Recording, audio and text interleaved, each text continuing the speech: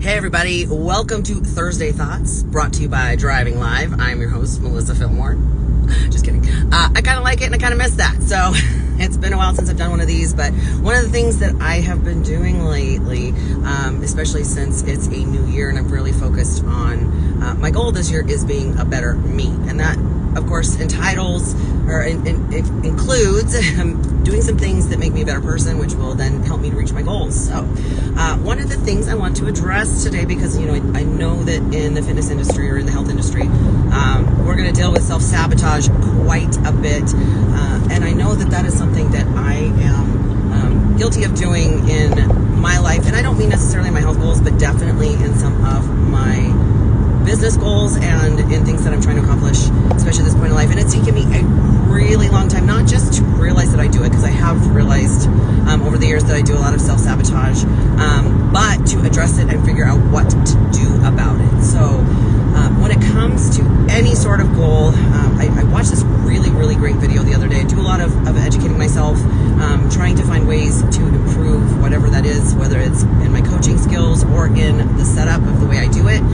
But one of the videos I watched talked about the 4 ways that we need to coach or be coached in order to improve. And the first one, which of course I find to be one of the most important ones, is to address our emotional behavior, or the ways that the things that we need to change in order to move forward. And emotional is the first one. Mental is the second one, and those are 2 different things. Behavioral, of course, is the one that we predominantly address without addressing the others. And then spiritual was the 4th. And I don't mean spiritual as in religious. I mean the looking inside yourself, shadow work, energy healing, the things that push us forward, the ways that we tend to get stuck, and the things that we need to look at in order to move forward. So you have to address things in all 4 of these areas in order to completely heal or completely move forward and to stop the self-sabotage.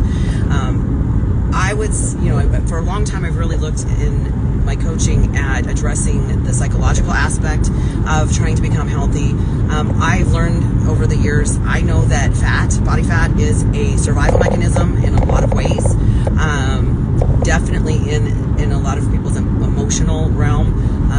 It protects us from a lot of past traumas, things that have happened. So in order to sometimes move forward and accomplish the things that we need to do, we have to take 2 steps backward, and we have to solve and address and heal some things in our lives. It's so interesting.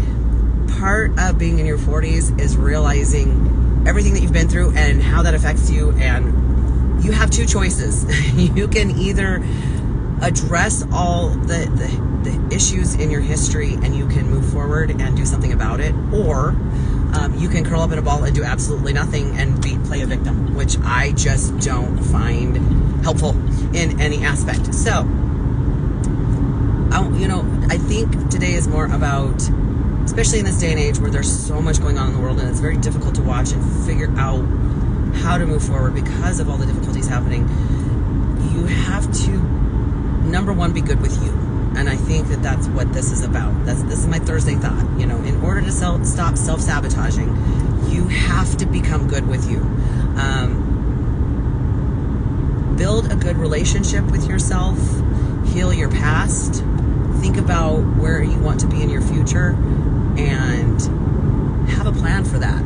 Whether that's moving forward with your efforts, moving forward with your thoughts, your emotions, being okay with who you are, what you accomplished, forgiving yourself for some things in the past. Those are all important parts of moving forward. So I know, crazy. I'm just all sort of deep today.